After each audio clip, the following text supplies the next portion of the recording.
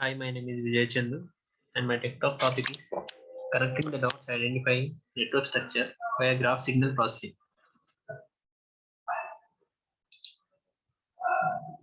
So, the abstract is network topology inference is a significant problem in network science. Most graph signal processing efforts to date assume that the underlying network is known and then analyze how the graph algebraic and spectral characteristics impact the properties of graph signal of interest.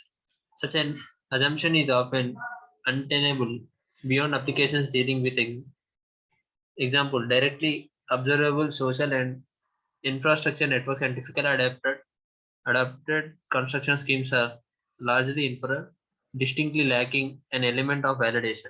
This article offers an overview of graph learning models developed to bridge the aforementioned aforementioned gap by using information availability from graph signal infer the underlying graph topology.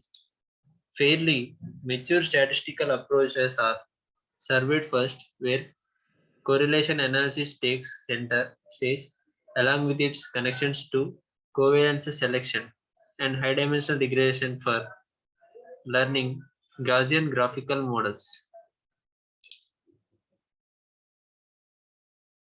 And the introduction.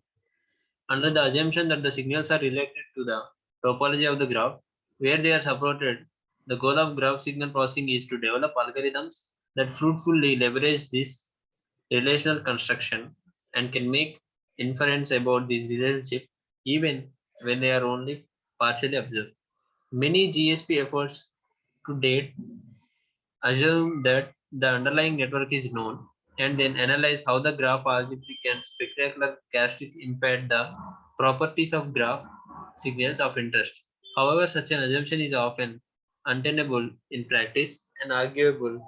Most graph construction schemes are largely informal and distinctly lacking an element of validation.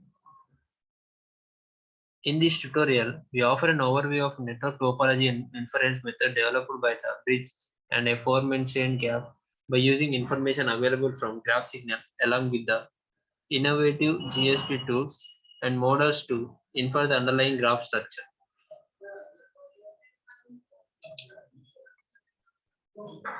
Graph signal processing. What is graph signal processing? Research in graph signal processing aims to develop tools for processing data defined on irregular graph domains.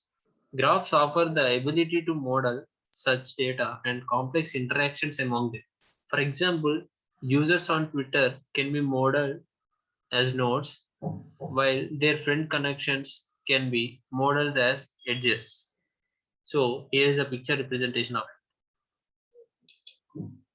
Then what is network structure? Network structure is a newer type of organizational structure viewed as less hierarchical. It means more flat, more decentralized, and more flexible than other structures. In a network structure, managers coordinate and control relationships that are both internal and external to the field.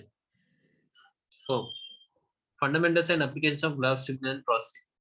The tutorial consists of two parts of similar length: an introduction to the basics of graph signal processing, which will review and illustrate the main existing results, and the application of graph signal processing tools to distributed networks processing and diffusion processes over networks.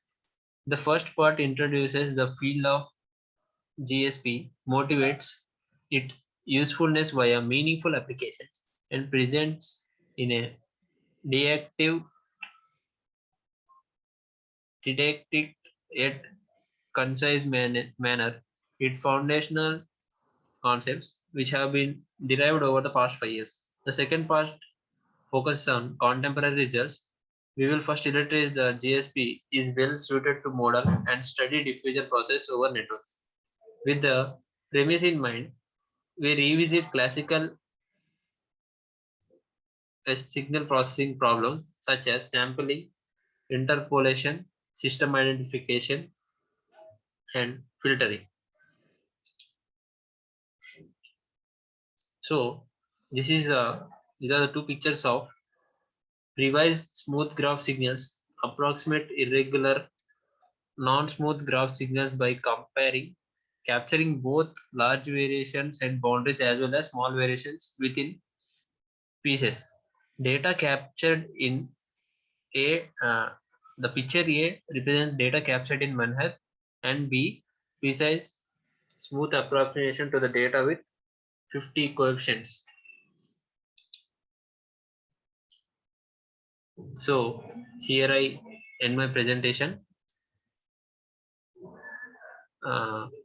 So I want to, so in the figure A, this is from 0 to 50, which covers the both small areas and B with the large areas. So, and thank you.